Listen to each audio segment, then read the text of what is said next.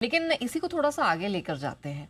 अब इसी shopping festival के ठंडे रिस्पॉन्स से कनेक्टेड कुछ मेटल्स की गिरावट भी दिख रही है।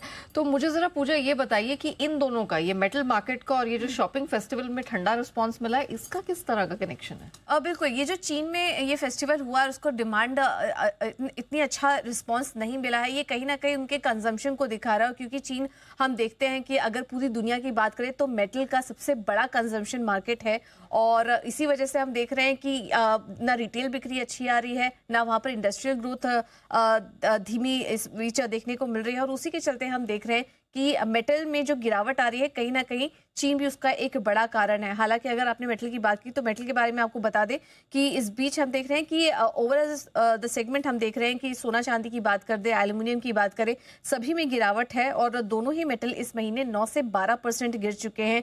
डॉलर इंडेक्स 13 महीने की ऊंचाई पर है, 101 का स्तर छुआ है, ये एक बड़ी वजह है। अमेरिका में ब्याज दरों में बढ़ोतरी के आसार दिखाई दे रहे हैं। मिडिल ईस्ट तनाव घटने से एल्यूमिनियम शिपमेंट बढ़ने की उम्मीद बताई जा रही है।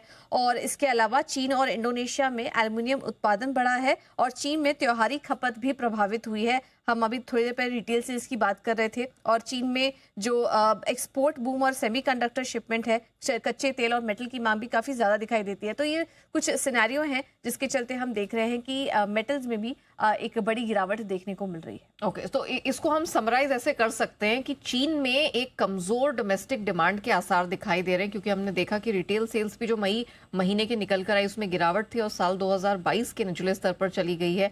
प्लस हम देख रहे हैं कि वहां पर फैक्ट्री एक्टिविटी तो बहुत बढ़ रही है, एक्सपोर्ट बूम तो बहुत हो रहा है, लेकिन घरेलू खपत है वो नहीं है केटर करने के लिए। क्रूड का इंपोर्ट घट रहा है, मेटल का कंजम्पशन घट रहा है डोमेस्टिकली।